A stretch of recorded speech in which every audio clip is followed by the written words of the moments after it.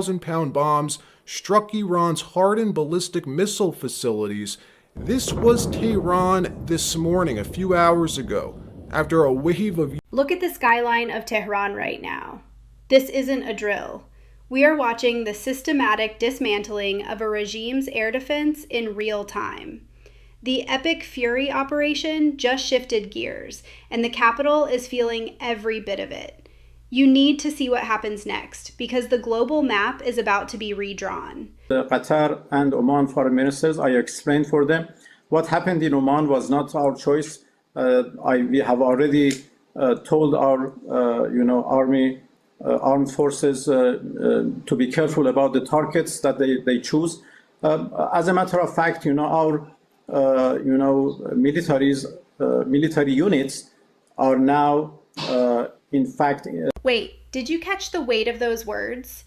When a foreign minister admits on a global stage that their military units are acting independently and isolated, that is the international code for a total collapse of the chain of command. Think about how terrifying that actually is. You have localized units with high-grade ballistic missiles who aren't taking orders from a central hub anymore. They're just acting on general instructions given weeks ago. It means the head of the snake has been severed, but the body is still thrashing wildly. Look at the guy's face. He knows exactly how much trouble they're in.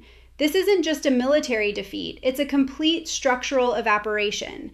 If you're wondering why the regional escalation is happening so fast, this is your answer. There's no one left at the top to tell these units to stand down. It's total chaos from the inside out, and the isolated units are the most dangerous ones left on the board.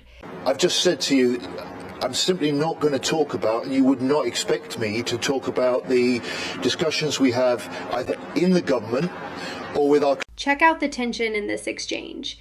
The UK is supposed to be the closest ally, right? But here they are, dodging questions about blocking the US from using Diego Garcia. That base is the crown jewel for long-range aerial assaults in the Indian Ocean. If the UK is actually pulling the rug out from under the US military right now, the special relationship is basically on life support. You have to follow the money here. Notice how he refuses to even acknowledge the discussions? It's because the UK has massive, century-old ties to Iranian oil through BP. They're caught between a military alliance and a massive cash cow. When the rubber meets the road, the UK is choosing to play neutral to protect their bottom line. It's a massive strategic blow to the US operation that no one is talking about. This isn't just about diplomacy, it's about a betrayal in the middle of a hot war.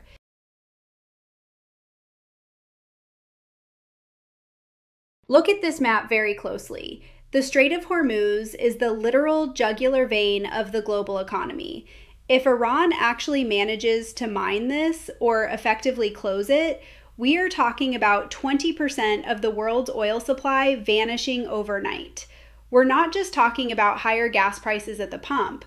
We're talking about a total systemic shock to global shipping. Hundreds of container ships are already anchored, essentially waiting for a go or no-go on whether they'll be targeted. This is the ultimate nuclear option for a regime that's backed into a corner. Even if their navy is being decimated, and we've seen the reports that 9 of their ships are already at the bottom of the sea, the mere threat of blocking this choke point is enough to send the markets into a tailspin.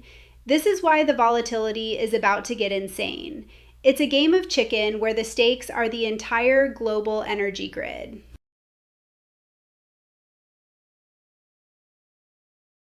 If you want to know where the smart money is moving during a war, you look at these charts. History doesn't just repeat, it rhymes.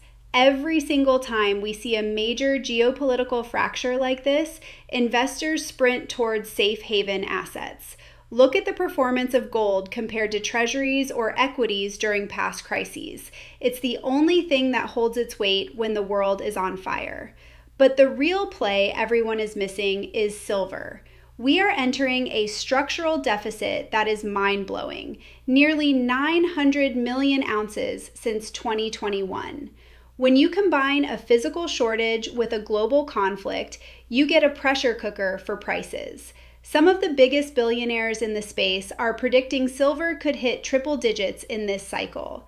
While everyone is watching the explosions in Tehran, the real moves are happening in the precious metals vaults. You have to see past the headlines and look at the actual inventory levels.